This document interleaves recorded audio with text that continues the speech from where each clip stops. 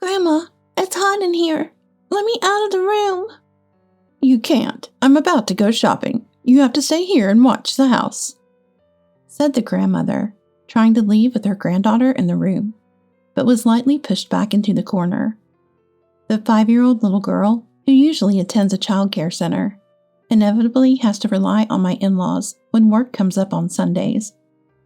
It turned out she was left in the care of her grandmother, who, though took her in, seemed uninterested in looking after her. The room the grandmother pushed the daughter into was originally used by the husband. Now it's become more of a storeroom, with nothing for a child to play with. Moreover, located on the second floor with a large window, it feels oppressively hot even with the window open. Today, with a heat stroke warning alert issued, the sealed room exceeded 35 degrees Celsius.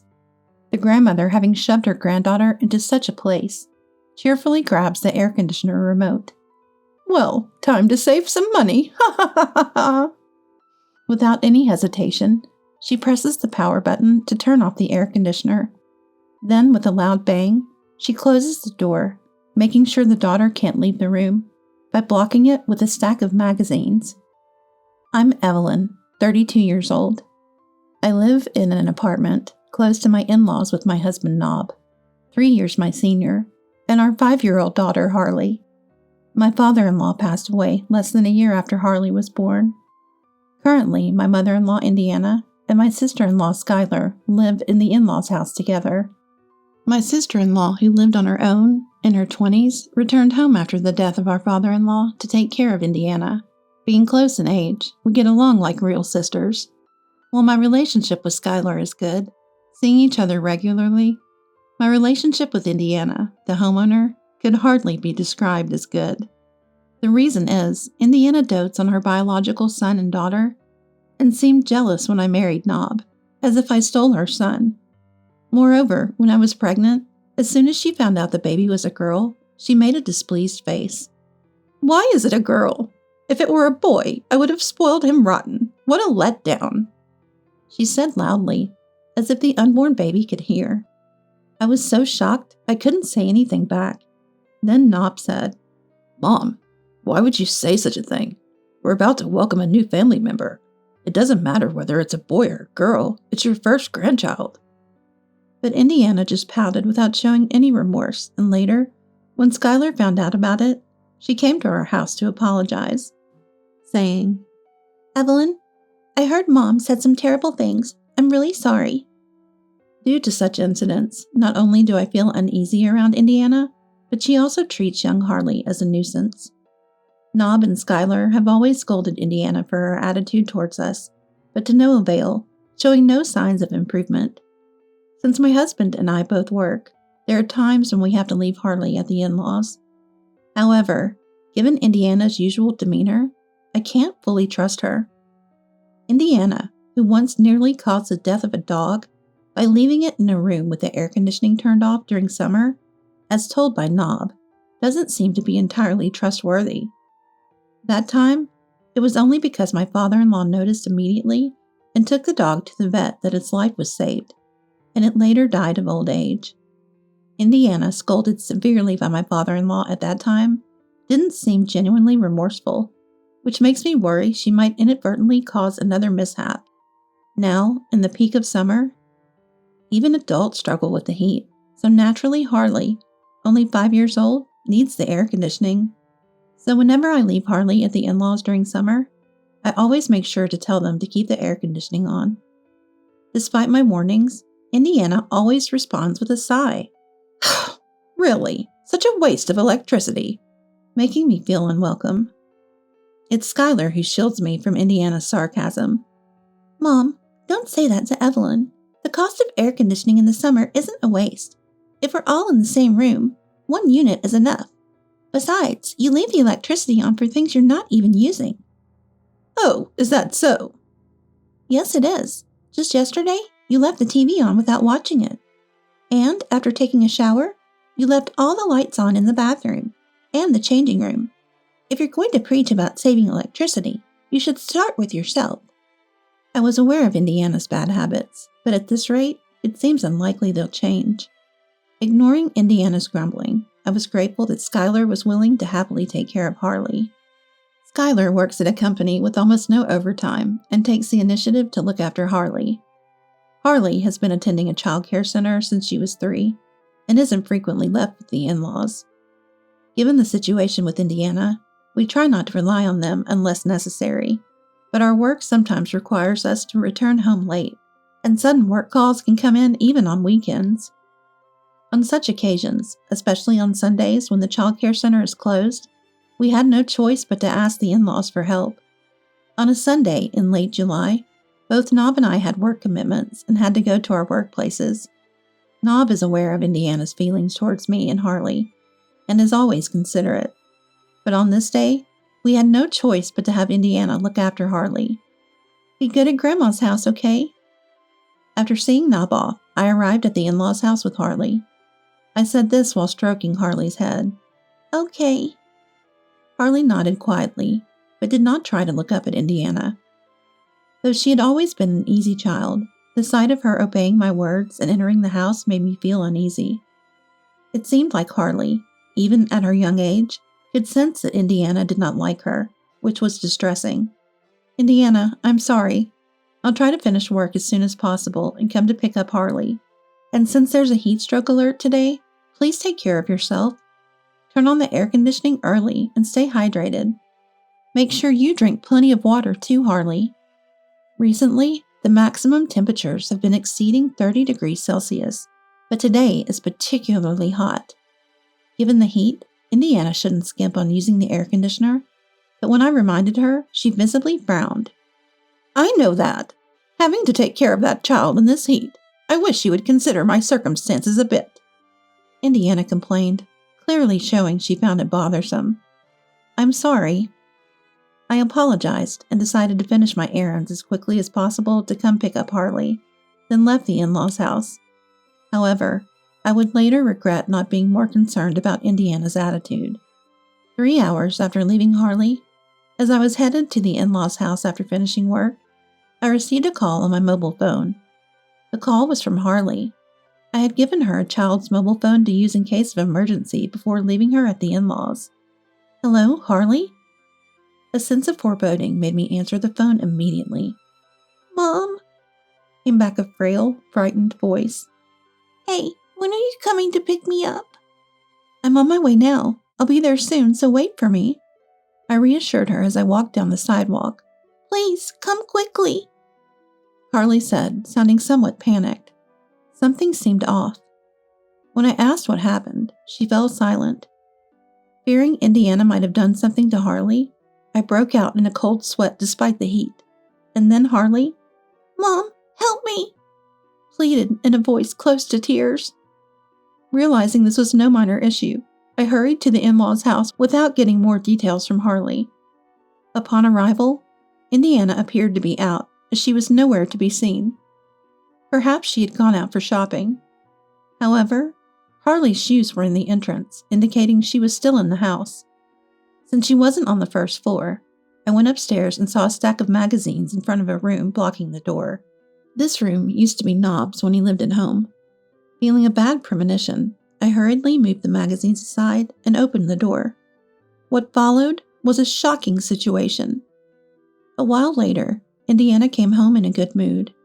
It was 3 hours after I had left Harley at the in-laws. However, upon seeing an ambulance parked in front of the house and a person being carried into it, Indiana's expression changed instantly. What on earth is going on here? Indiana screamed, running towards us, the family waiting by the ambulance with a fierce look. Nob had just arrived, so the 3 of us, including Harley, were together. Pushing us aside, Indiana shouted towards the ambulance. Skylar! Oh, why? What happened? Yes, the person taken by the paramedics was my sister-in-law, Skylar. Limp and unconscious, Skylar did not respond to Indiana's voice. Why is Skylar in this state, not Harley?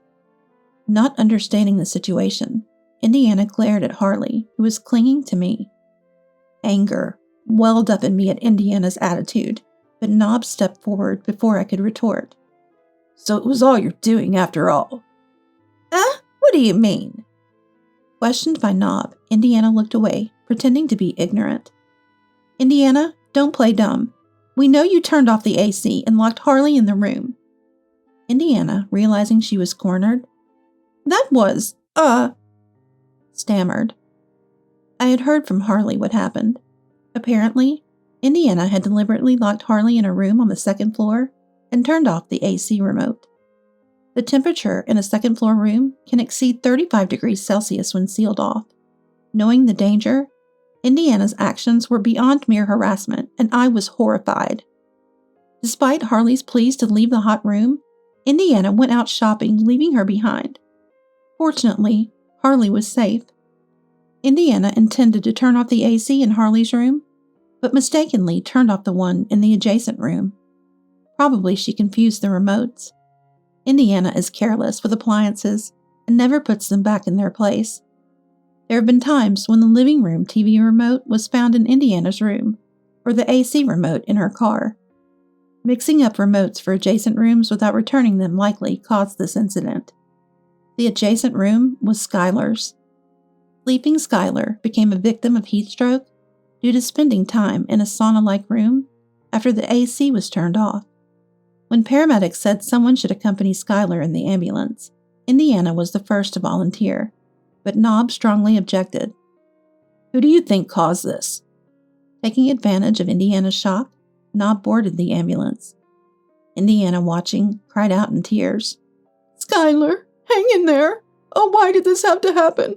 It would have been better if Harley got heat stroke. Unable to bear Indiana's selfish remarks, my anger peaked. Before I could reprimand her, enough is enough, one of the paramedics scolded India. Don't you understand the consequences of turning off the AC in this heat? It's about time you take this situation seriously and reflect on your actions.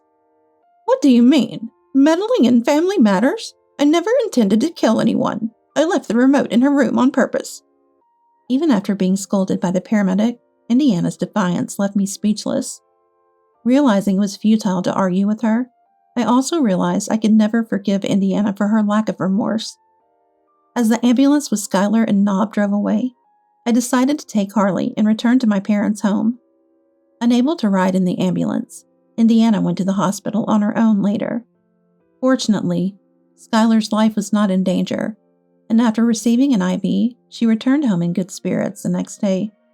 There were no lingering effects, so I breathed a sigh of relief.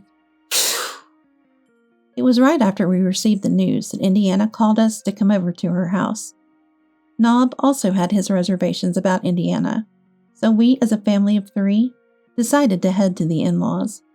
After such an ordeal, I would have preferred not to bring Harley along, but leaving a 5-year-old at home alone wasn't an option. I expected Indiana might make snide remarks, but no matter what she said, I was determined to protect Harley with all my might. As soon as we arrived at the in-laws, I was yelled at by Indiana and ordered to deeply apologize to Skylar. If you hadn't left Harley with us, none of this would have happened. It's your responsibility, so apologize to Skylar right now, demanded Indiana, making an unreasonable request. Appalled by her shifting the blame, Indiana, Harley is scared. Please don't yell. I calmly advised her. However, Indiana faced red with anger. Shut up! I wish I'd never had to see such a child. If she had died of heat stroke, maybe a boy would have been born next. Lashed out with merciless words at Harley. How can you say something like that? I yelled back at Indiana, holding Harley close. Indiana seemed taken aback by my retort, momentarily flustered. But then she glared at us displeased. Don't talk back to me, the wife. Apologize deeply right now. At that moment, what are you saying? Stop it already. Skylar intervened, standing in front of Indiana in my defense. The reason I didn't suffer more serious injuries is because Harley called Evelyn for help. If Evelyn hadn't come and called the paramedics, my condition would have been much worse. Skylar furiously scolded her. I had never seen Skylar so angry. Indiana, too, seemed stunned, being suddenly yelled at by her beloved daughter. When Harley called me for help, saying she was locked in a room, I rushed over immediately. However, Harley's account had some puzzling aspects. like Indiana doing something with a remote in front of Harley and hearing a loud noise from the next room. It was presumed that the remote operation was turning off the AC, but that didn't explain how Harley remained comfortable in a cooled room. Hearing about the noise from the next room from Harley, it struck me. Could Indiana have mistakenly turned off the AC in Skylar's room next door? Skylar mentioned she had the day off for the first time in a while. Could the noise be Skylar calling for help? With that thought, even if it seemed far-fetched, I instructed Harley. Harley, press the blue button on the remote. Upon my arrival, I found Harley locked in a room and quickly got her out. In the next room, Skylar was on the floor, her body alarmingly hot. While waiting for the ambulance, I gave her water and listened to her story. Skylar had been busy with work lately, not sleeping well. And on her rare Sunday off, she slept deeply, waking up to the discomfort of heat stroke. Unable to move due to nausea and dizziness, she couldn't reach her mobile phone charging far from the bed. The AC remote, which should have been in the room, was nowhere to be found. Somehow managing to move, she collapsed from her bed, reaching her limit and passing out. The noise Harley heard was Skylar falling from the bed. Fortunately, because Harley had pressed the air conditioning button as I asked, the room temperature had started to stabilize somewhat. However, being confined in a room reaching 35 degrees for a while, Skylar's heat stroke became severe. What if Harley had missed that sound? What if Harley had dismissed it as her imagination and not told me? I might not have realized Skylar was there, and in the worst case, she might have died. The thought sends shivers down my spine.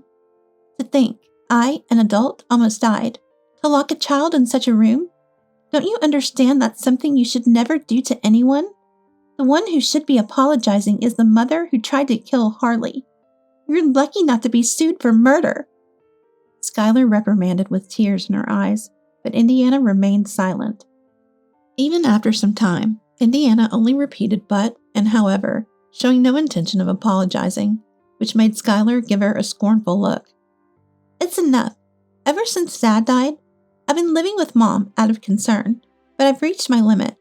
I can never forgive her, and above all, I'm too scared to live with her anymore. I'm going to move out soon, declared Skylar, finally changing Indiana's expression.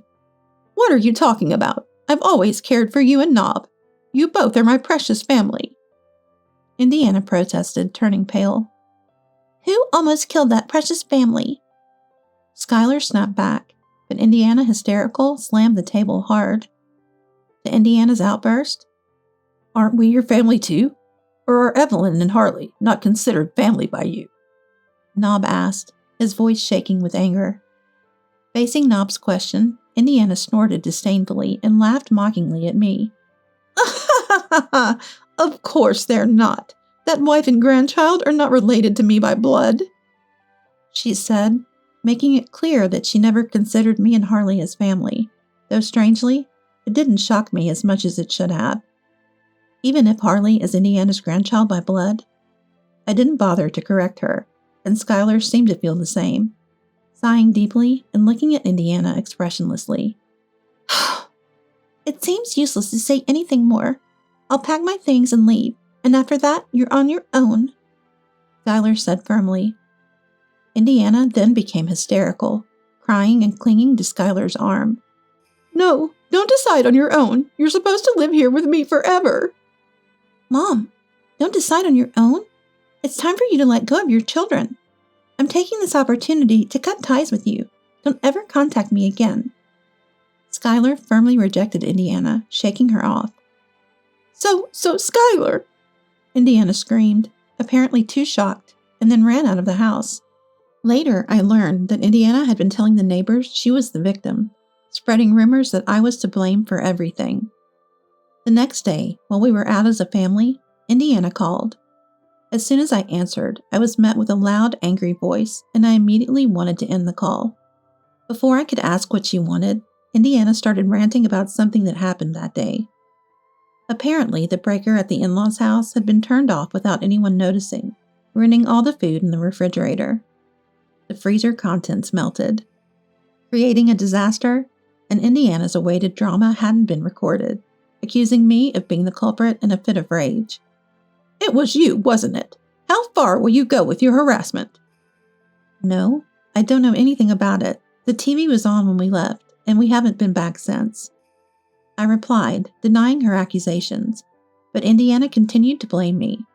You and Harley are nothing but trouble. Just divorce Knob and go. Indiana lost control and even urged for a divorce. It's one thing to be blamed myself, but what did Harley do to her?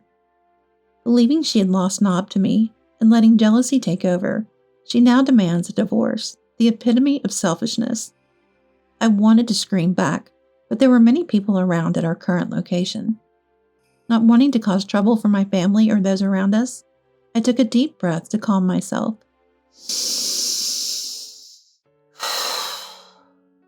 Then, I cherish Knob deeply and plan to continue living with him and Harley as a family of 3.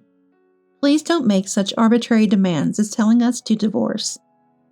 I stated calmly. Furthermore, even though you are Knob's mother, I have no desire to associate with someone who intentionally causes others pain. I added, expressing my wish for her to refrain from any future involvement with us. Yet Indiana persisted. What are you saying at your own convenience? Shouting in a shrill voice. I was about to hang up, but then my mobile phone was taken from me by a hand that reached over. The one who took my phone and started speaking to Indiana was Skylar. Hello, Mom? Yes, it's Skylar. Actually, I was the one who turned off the breaker. It saved on the electricity bill for the night, didn't it? Skylar explained with a bright smile. Skylar, why? Indiana's voice was loud, audible even without the phone to my ear, questioning why Skylar was with me, and why she would do such a thing. To Indiana's queries, Skylar retorted, I've warned you several times about leaving lights on when you're not using them, demanding others to save while you don't. Even when I was leaving the house, the TV and bathroom lights were all left on. I told you I'd turn everything off to save, and you said it was okay, so I did. It was for energy saving, so it's fine, right? Smiling refreshingly. What are you talking about? That's not okay at all. I have to buy all the groceries again. It's irreparable. Skylar, come back home right now. Whatever. You can just find new ones, right? Maybe you'll find better groceries next time. Since saving electricity is more important to you than human lives, I helped out. Anyway, I don't care anymore. Bye. I won't contact you again, but take care. Indiana's screams were still audible, but Skylar ignored them and ended the call. Sorry for talking so long. Skylar apologized as she handed back the phone, and I shook my head. No, it was very refreshing. Responding, It's about time for her departure, isn't it? Take care in the heat. It's still hot these days. I continued, to which Skylar nodded with a smile. Skylar was moving far away today. We were at the airport to see her off. A decision she had made long ago to leave the overprotective Indiana. Skylar chose a distant land, out of Indiana's reach, for her new beginning. Her face was bright as we waved goodbye, knowing she looked forward to her new life. Since Skylar's departure, we've kept in touch, sharing updates. She's enjoying her new environment, living happily every day. Shortly after Skylar left, we moved to a new home. Not disclosing our address to Indiana and blocking her calls, enjoying a much more peaceful life. Knob, too, had been overwhelmed by Indiana's excessive affection, but had refrained from pushing her away because she was his biological mother. However, after the recent turmoil, he decided to cut ties. Indiana, having attempted to endanger Harley's life and spread lies about me, is now isolated from her community. Realizing we had moved only later, she found herself without contacts, as Skylar had also left, leading to a lonely life, depleting her late husband's inheritance. Whatever path she chooses is beyond our concern now. By the way, Skylar mentioned she'd like us to visit soon. I shared during a recent call with Skylar, who had settled into her new home and invited us over now that things had calmed down. Then let's use next month's long weekend to visit her. Knob readily agreed, and Harley excited. I want to go. I want to ride an airplane. We're all looking forward to the visit. When we meet next, I plan to tell her about the new nephew on the way. We aim to watch Harley grow and live happily as a family of 4, including the upcoming baby boy.